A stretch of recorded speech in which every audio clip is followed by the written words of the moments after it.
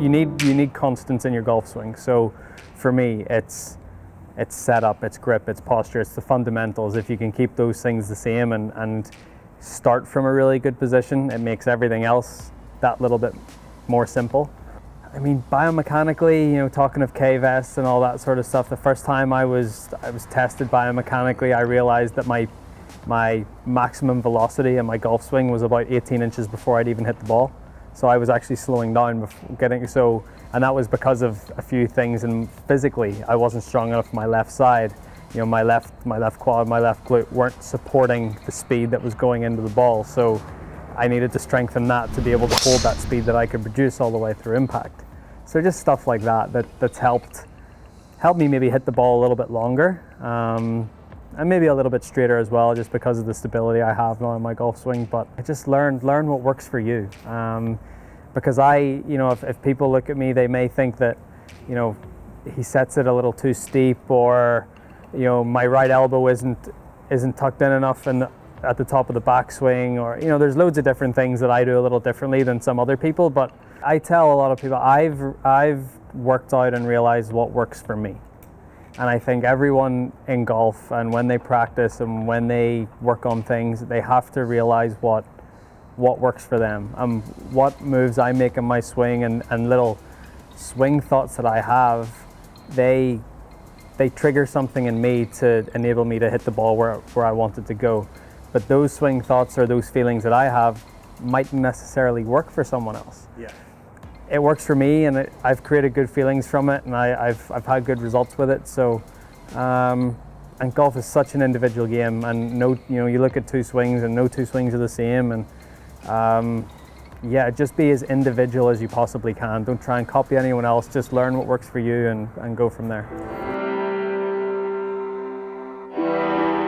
Yeah, there definitely has to be a blend. There has to be technical parts of your practice where you're working on your swing and working on getting into different positions that will allow you to hit the ball better, hit the ball more consistent.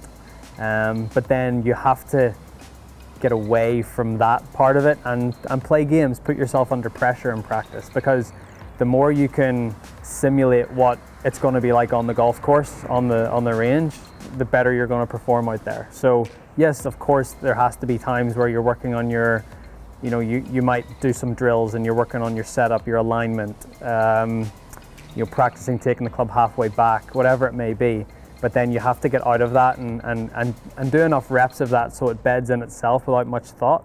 And then you have to just hit the shots that you need on the course, whether you pretend that there's a pin in the middle of the range. Okay, this is a back right pin, I can't miss it right, I have to, all that sort of stuff. Put yourself under pressure, and I really enjoy playing little games like that on the range, because that's what makes you better. That's what, when you're under pressure, hitting, with a one-shot lead, hitting a shot into the last hole, those sessions on the range are what's going to help you produce, hopefully, a shot that will help you win a golf tournament. Yeah, I think if you've got a good finish position, it sort of means that everything that's come before it has been in sync and in balance, and it's worked pretty well. But yeah, that was always a thing. It was actually, I got from my dad. He always said to me, hold your finish. So that's why I always have. It's my finish and my balance, and from a very early age, my dad sort of drilled that into me, hold your finish, hold your finish. So, but yeah, I think if you're in a nice balanced position on your follow through, it means that everything, well, at least from halfway back starting down through impact has gone pretty well. This from a couple of feet before the ball until a couple of feet after is where you need to be good. Yeah, I would say the closest I've felt to that, where I've not felt invincible, but felt like nothing can get to me, nothing can, I'm on a mission here, and I'm, this is the goal, and I'm not going to stop until I get to that goal. Closest that I've been mentally to that was probably the back nine at Valhalla in 2014 when I won the PGA.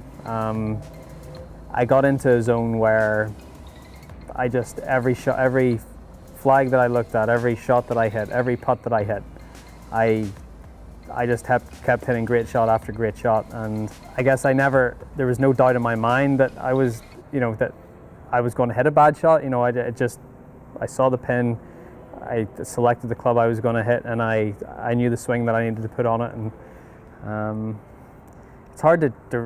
I feel like I've been in the zone a few times, but that was one time where I really needed to be in it. Sometimes, you know, it happens in the first round of a tournament, and you shoot a great score, but you know, there's still 3 rounds left. Yeah. Where this was 9 holes to go in one of the biggest tournaments of the world. Yeah. So obviously you try to stay in it as long as you can, but you learn, I think, how important the mental side of the game is, right, and what having the proper mindset can do for you. I think that's, I mean, you know, I'd say if people went out there with the right mindset and thought about the right things and had confidence in themselves and didn't have doubt about what shot they were going to hit, or oh, I don't want to hit it left in these trees, I don't want to hit it right in the water, and they blocked all that out, I mean, it's amazing the difference that can make. I mean, It's of course, I know it is hard, because I have doubts, everyone, you know, the best players in the world still doubt themselves when they're over a golf shot, but if you can freewheel and just let it go as much as you can, that's when the results will start to show. If you had asked me that question about 5 years ago, I would have said 10. But nowadays I'm a little more. I'm aggressive when I need to be, but I'm conservative, and I've experienced enough to know that golf tournaments are. You know, 4 days of golf is a long time, and a lot can happen. 72 holes. So I'm probably a little more conservative nowadays than I used to be. I'm still more aggressive than a majority of players. So I'd probably give myself a 7.5 or an 8 out of 10. I mean, I'm aggressive, and I maybe take on some shots that I shouldn't, and sometimes it works out, sometimes it doesn't. But it's a nice message to put to young people, is to believe in yourself and to be positive and to back yourself. So yeah.